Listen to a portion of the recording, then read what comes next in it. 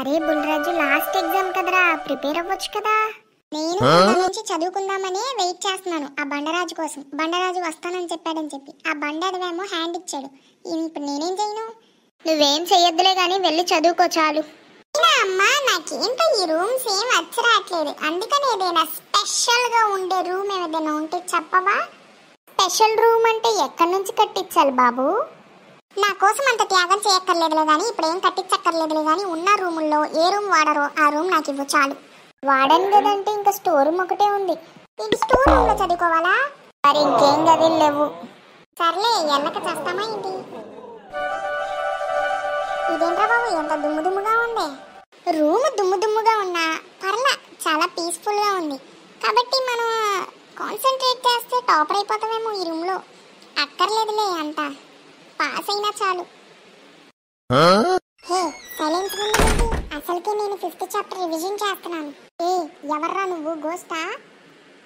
లేదురా, నీ బామ్మర్దిని. నీకు ఎకసకాలు ఎక్కువే. అయినా నువ్వేంటి మా ఇంట్లో ఉన్నావు?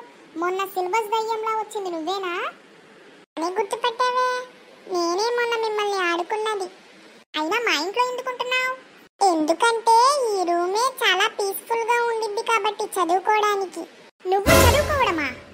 ఎస్, ఇంటర్మీడియట్ లో మ్యాథ్స్ పాస్ అవ్వలేక సూసైడ్ చేసుకున్నాను. Still preparing every year. English కూడా బాగా మాట్లాడుతున్నావు. రాత్రి 3ంటికి గోస్ట్ రివిజన్ క్లాస్ ఉంటుంది, అటెండ్ అవ్వాలి. బ్రో, నేను 3కి నిద్రపోయి ఉంటాను. నిద్రపోయినా స్టూడెంట్ పాస్ అవుతారా?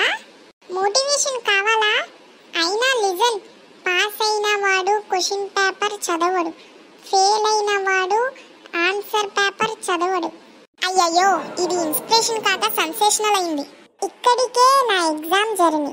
నాకు హాల్ టికెట్ లేదు, బట్ నువ్వు పాస్ అయితే నా సోల్ కి మోక్షం. ఓకే గోస్ట్ రూమ్మేట్ వల్ల నేను పాస్ అవుతున్నా. ఇది కర్మకి ట్విస్ట్. అరే బుల్రాజు, ఎక్కడికి వెళ్తున్నావు?